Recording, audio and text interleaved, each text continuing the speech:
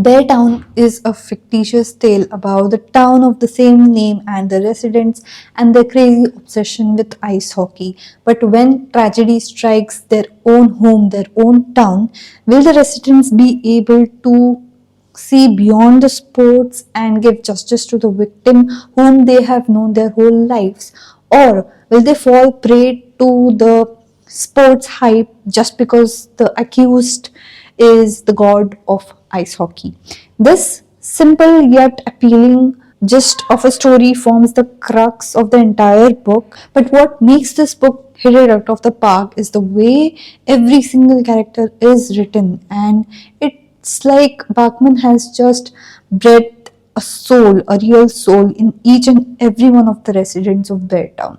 When I finished half of the book, I knew every single trivial thing about the characters, their names, their vehicles, their professions, their houses, and their basic nature. But when the unfortunate tragedy strikes the town, I was so enraged on why the people were so silent and not doing anything about it.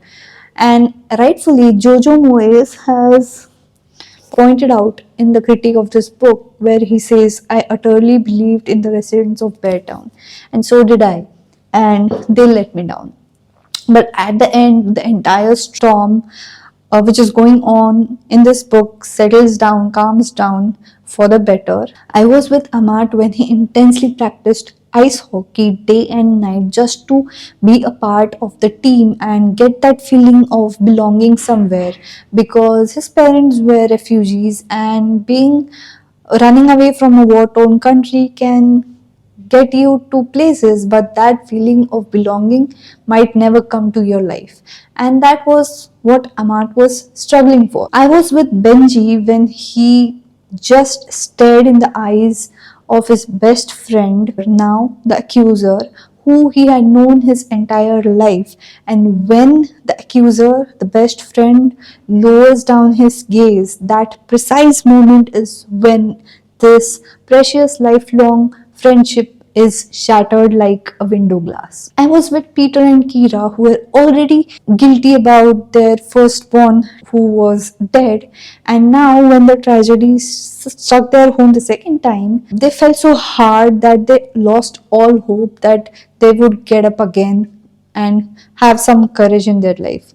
But surprisingly, the victim, they just gave their hand and pulled their parents right up and made them see sunshine again. Who I wasn't with were the hockey fanatics who gave it all to promote hockey, power, and money, that they forgot about the basic social sense which is imbibed in every human being when they treated the accused or as a victim, and the victim was guilt shamed for wanting it. Initially, I was skeptical about the number of characters which were being introduced in the book, their fleeting appearances and stories which came here and there. I doubted that I would remember the story of this character if it appeared again 100 pages on. And surprisingly and thankfully, I did, thanks to the impactful writing of Frederick Bachman. His way of etching his characters so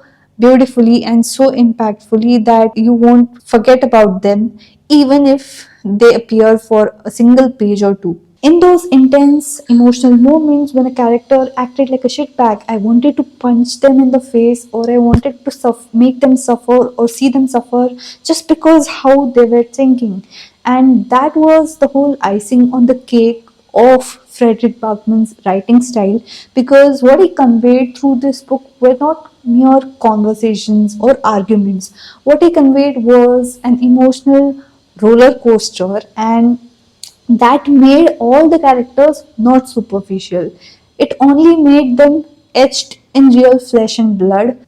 Bachman has covered variety of topics in this book, including sports culture, sports politics, teenage angst, team spirit, rape culture, and the silence, the normalization of it, and the shame involved in calling out a crime for what it is, and many more topics, including friendships and loyalty. And all these social topics are subtly put under your nose, yet they're presented with utter sensitivity, and you don't feel like you're reading a book on social messaging, or it doesn't sound preachy. And you know that the book is good when your eyes get moist, when you realize what the author was trying to tell you or convey you all about all this time. So this was all about the first part of the 3 book series, The Beartown. The next one is Us Against Them, and the third part is Winners, which I am going to read very slowly until the end of this year, because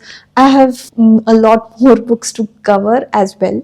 So I'm not time limiting myself into completing the series, and I will focus on both enjoying it and getting the best out of it. Apart from these books, I have read 2 other books of Frederick Bachman. The one called Man called Uwe, and the second, Things My Son Needs to Know About This World. And both of these books are always on some of my top lists or top favorites of all time, and this book did not disappoint, surprisingly.